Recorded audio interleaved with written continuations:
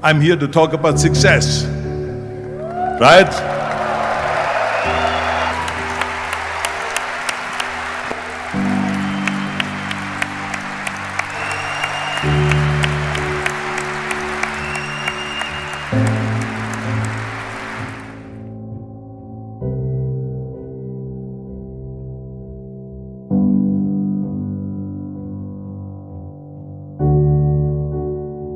Now let me get right away to the first rule of success.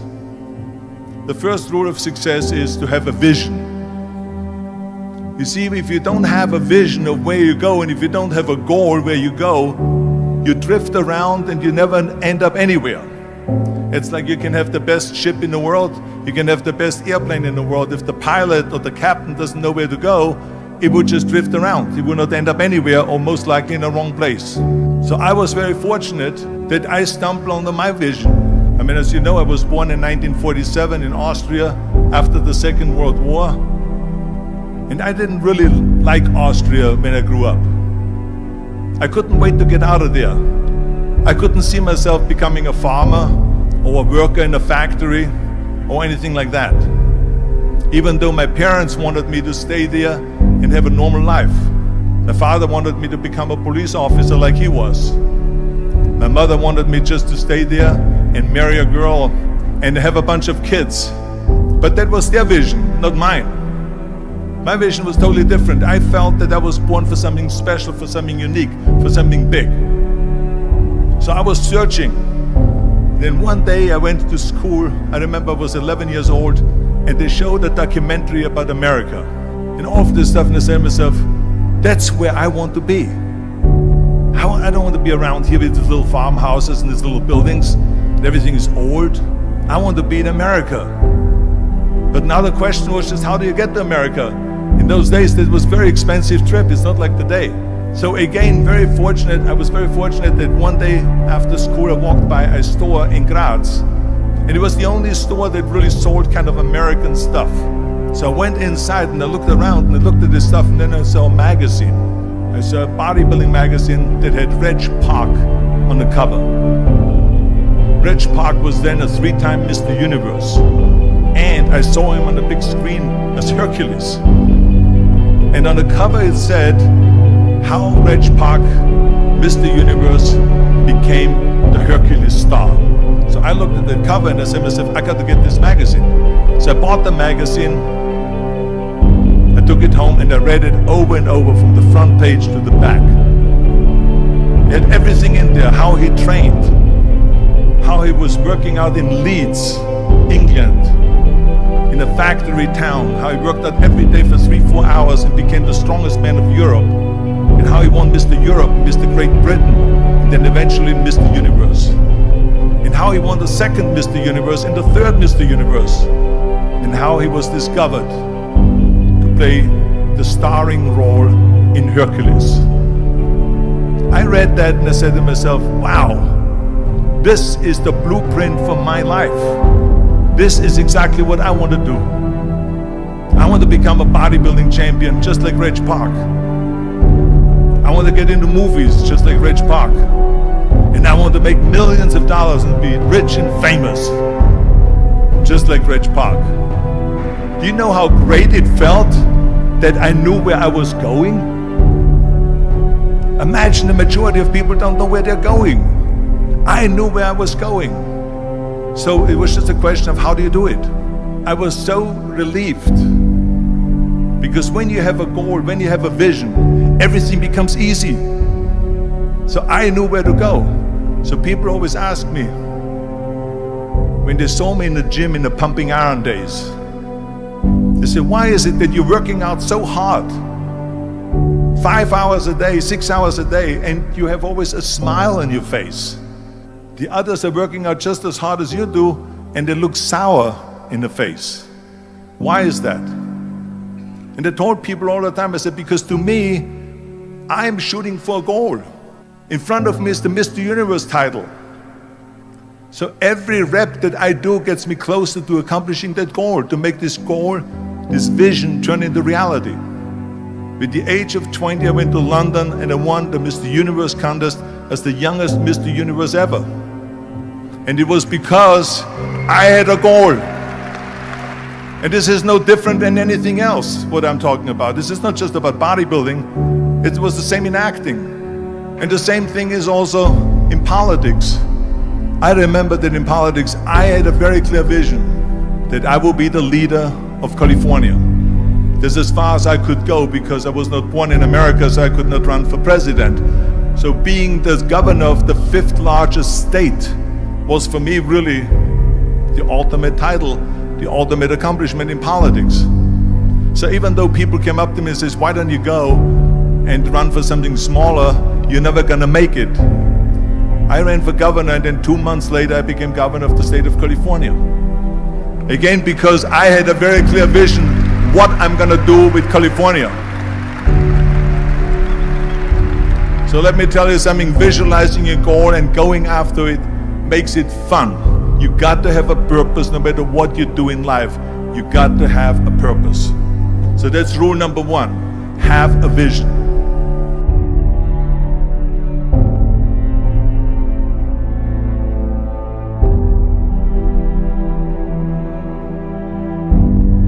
Rule number 2 is, don't listen to the naysayers. Everything I ever did, the thing that I heard out of people's mouth was, that's impossible. That can't be done. Or no. I remember when I wanted to be a bodybuilding champion, including my parents and everyone else around me, said this is impossible. That is exactly what I heard, and of course I proved to the people that it can be done. So whenever someone said to me, it can't be done, I heard it can be done. When they said no, I heard yes. And when they said it's impossible, I heard it is possible. Because I am a strong believer. I'm a strong believer what Nelson Mandela said, that everything is always impossible until someone does it. Well, I'm gonna be the one, I said to myself, I'm gonna do it and I'm gonna show it to them. Maybe it has never been done before. That's perfectly fine with me. But I'm gonna do it. And I did not listen to the naysayers. The same was also when I went into not just in bodybuilding, they said no. When I wanted to come to America, when I wanted to go to America, they said it's impossible. There's no money that you have to fly even over there. You have no money when you go over there to live with. And what do you think, they're gonna wait for you? They have plenty of big bodybuilders over there. It was all no, and it can't be done, it's impossible. And I remember then that the same thing happened also when I'm into the show business. I won 13 world bodybuilding championships altogether, and now I said to the agent, the Hollywood agent, I want to get into movies. He said, that's funny, Arnold. I asked a studio executive, I say, I want to get into movies. I want to be a leading man. He started laughing.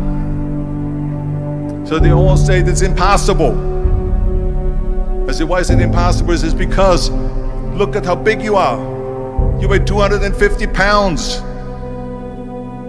Hercules bodies and muscular bodies weighing 20 years ago. And then they told me, it says, and your accent, even if you reduce all your body weight and everything and have a normal body, I said, your accent, I mean, it will go give people goosebumps. With the German accent, it will get people the creeps. They will get scared. He says, no one in Hollywood ever has become a leading man that had an accent. That's the kind of stuff that I heard. They said, no, you see, it's impossible. And plus your name who can pronounce Schwarzenschnitzel or something like that. No one can pronounce that, so forget about it, Arnold. This is the kind of thing that I heard. Now that's very encouraging, isn't it? But you know something? I didn't give a shit. I said to myself, in bodybuilding I worked out 5-6 hours a day. I'm gonna do the same thing now for acting. And of course I went to college to study English, accent removal, acting classes, and all of this stuff, all day long. I worked and I worked and I worked. And within a short period of time, I made one movie called Hercules in New York, which of course went right into the toilet. But it didn't discourage me. I still had the same vision. And then all of a sudden, I was asked to star in Conan the Barbarian. And after I did Conan the Barbarian, the director at the press conference said to the press, he said to the press, if we wouldn't have had Arnold, we would have had to build one. And the same thing was with Terminator. After we were finished filming Terminator, Jim Cameron said to the press, if Arnold wouldn't have had that accent and talked like a machine, I think the movie wouldn't have worked. So think about that. The body and the accent that they attacked was an asset.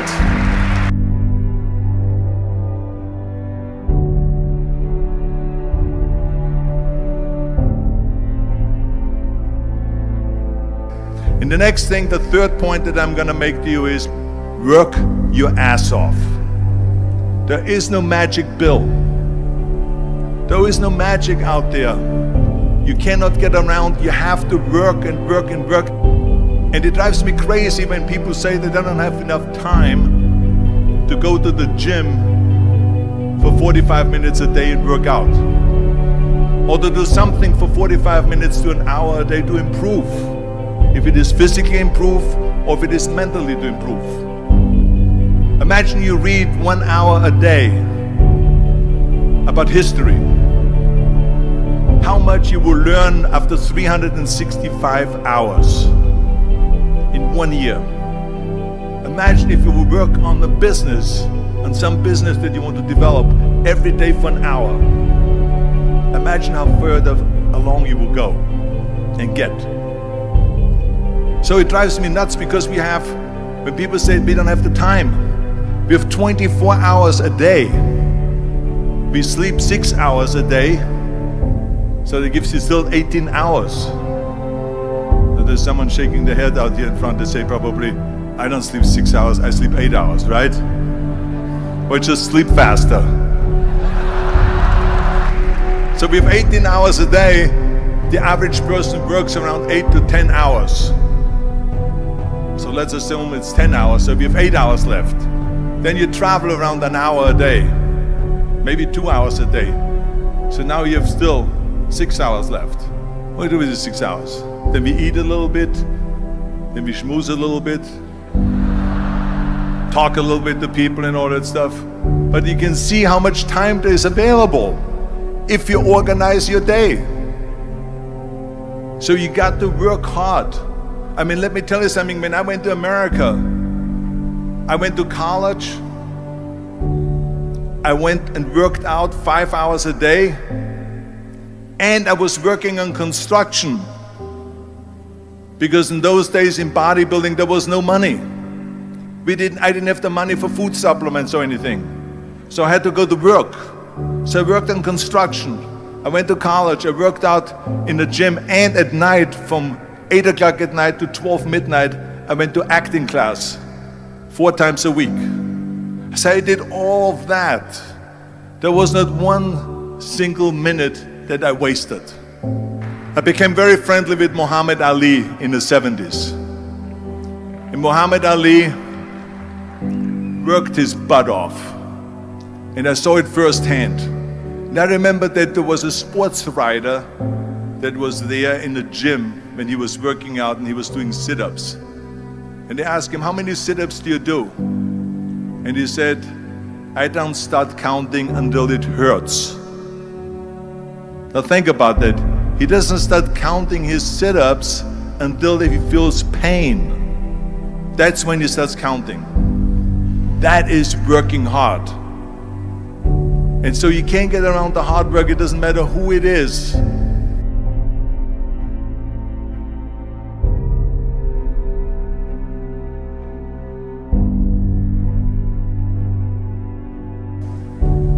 Well, I hate plan B. But when you start doubting yourself, that's very dangerous. Because now what you're basically saying is that if my plan doesn't work, I have a fallback plan, I have a plan B. And that means that you start thinking about plan B, and every thought that you put into plan B you're taking away now that thought and that energy from plan A. And it's very important to understand that we function better if there is no safety net. I'm telling you, I've never ever had a plan B. I made a full commitment that I'm gonna go and be a bodybuilding champion. I made a full commitment that I'm gonna be in America.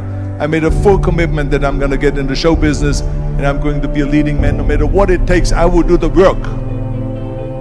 I will do the work over and over and over until I get it. And the reason, one of the main reasons why people want to have a plan B is because they are worried about failing. What is if I fail, then I don't have anything else? Well, let me tell you something, don't be afraid of failing, because there's nothing wrong with failing. You have to fail in order to climb that ladder. There's no one that doesn't fail. Michael Jordan said in one of his interviews, when they said, "You're unbelievable, you're the greatest basketball player of all times." I mean, tell me about that. And he says, well, you're just mentioning the successes. But he says, for me to become the greatest basketball player, I missed 9,000 shots when I was playing basketball at the NBA games. Does it make him a failure? No. He's one of the greatest basketball players of all times, but he failed 9,000 times. Do you get it? We all fail. It's okay. What is not okay is that when you fail, you stay down. Whoever stays down is a loser. And winners will fail and get up. Fail and get up. Fail and get up. You always get up. That is a winner. That is a winner.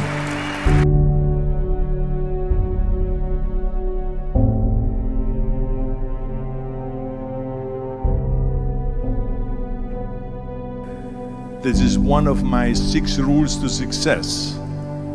You can only feel complete as a person if you think about what can you do for your fellow member around you that maybe needs help.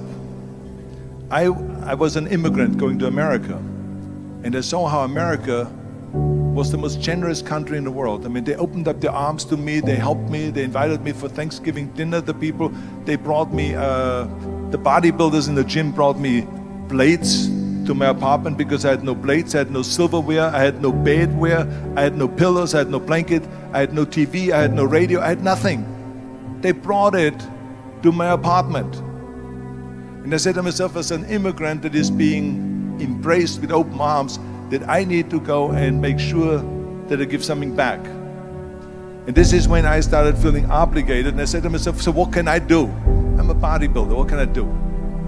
Well, then I realized, when I saw Special Olympics, that I can help and train Special Olympians. And so we started getting involved in Special Olympics, and in no time, I proposed to them to start powerlifting in Special Olympics. And it became the #1 sports in Special Olympics, powerlifting. They always have a packed hall of 5,000 people. And I became the national trainer and the international trainer of Special Olympics. And I tell you, I felt so good.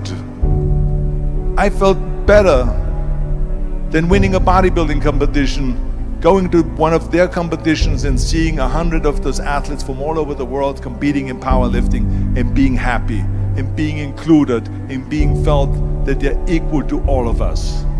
It was the most unbelievable feeling, and this is why I got so excited about it that then after that, I started, going around to military bases in America and training our military personnel.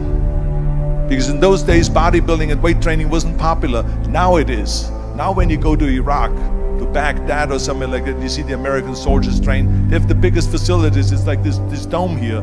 This is how big the training facilities are now. So I went from military base to train the soldiers and the sailors, the airmen and all of them. The more I got into that, the more I realized how good it feels to give something back. And that's when my idea came about after-school programs, because after school, when I traveled to all the schools to train students, I saw there was a huge gathering of students after the school was over outside the school.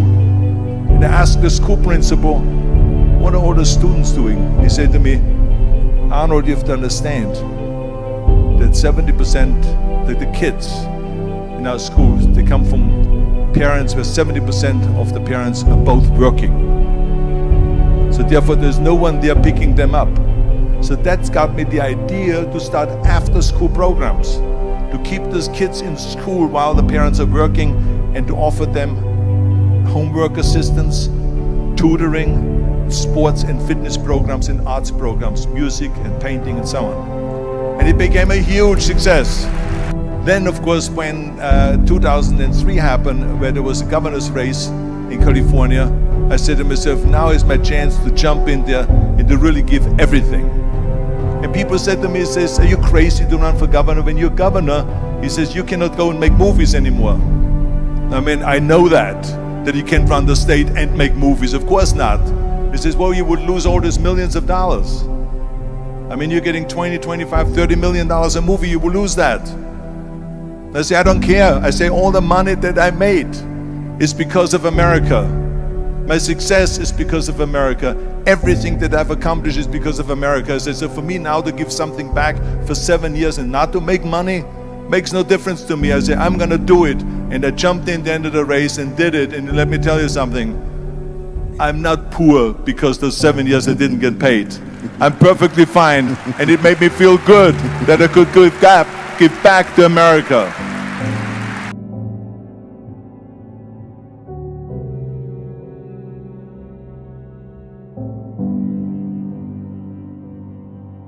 Well, I think that every day we are benefiting from someone helping us.